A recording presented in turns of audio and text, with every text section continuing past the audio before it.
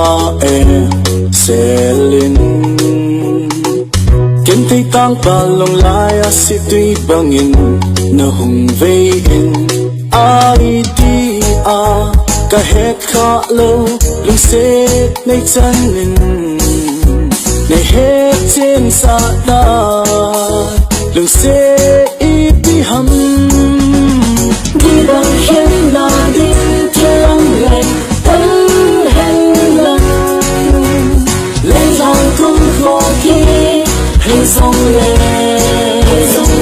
khiến vui tê lung sit chơi lòng mình là dia phần đẹp cái hiện đại all the day Golin này song lơ hiện lung môn phê song lệnh câu lung xiết nan năm béo dinh nghe đi hè dinh lung xin phố nghe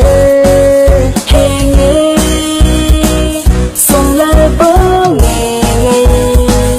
này là cái iro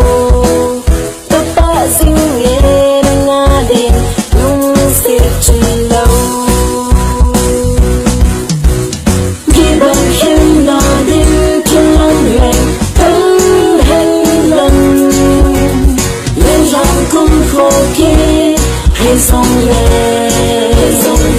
khiến tôi tê lung xiết chân lâu